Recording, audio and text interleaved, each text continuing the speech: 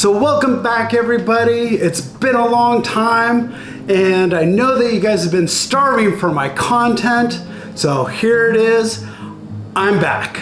So how did I get here? Well, let's just say it's been a hard road to get to where we are today. Some of you guys could relate with the fact that, maybe you can't find the right job, or you can't find the right manager to work for. I've done every job possible that I could even think of. Every job that you could think of, I probably have done. Then you find your dream job. You're stoked. You're super happy. You find what you've been looking for. You go to school, you go to get a job, you find your corporate job where you're working at a desk and everything is great. You love it. You love your managers, your supervisors. And the economy tanks. Boom. Economy tanks. Your job, no longer relevant. It doesn't even exist anymore. Now what do you do? So not being able to climb the corporate ladder, and then as you're getting older, I had to start making decisions because there's only so many things you could do as you get older. So what are you gonna do? What's my future? And that is how I came to be.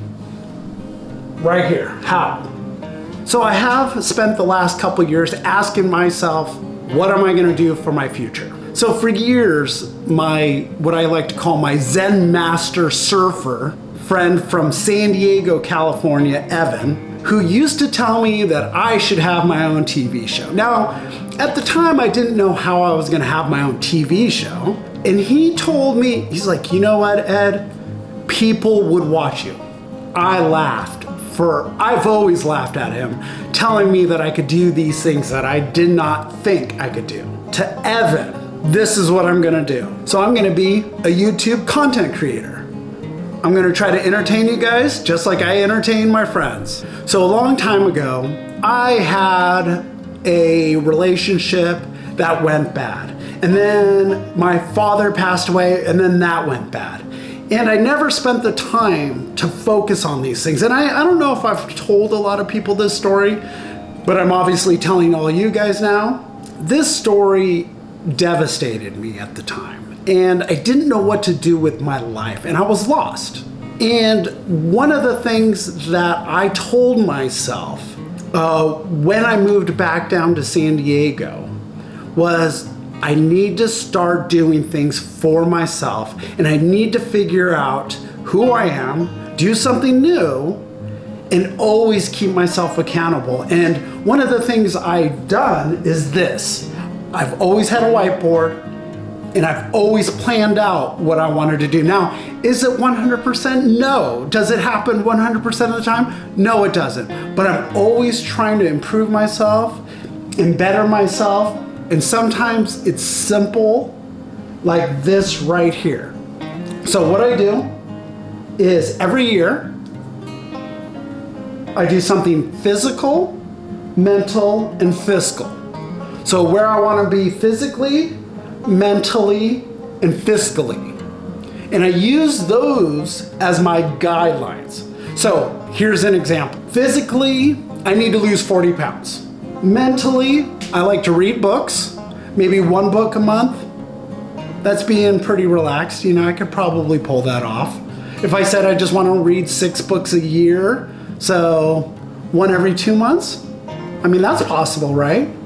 But the more you read, the better off you are. Or maybe you want to do something else. Maybe you want to go to school for something, maybe a trade, whatever. Maybe you want to take classes in calligraphy or some kind of art. This is how I do it. And then fiscally, this year, I want to start creating some businesses for myself, get out of work. I work 40-hour weeks. I work swing shifts, so I work at night. And you know what? It's not good for me. It's not good for my family. It's not good for my health. I need to make changes. And if you need to make changes, something like this, keeping it simple, physical, mental, fiscal.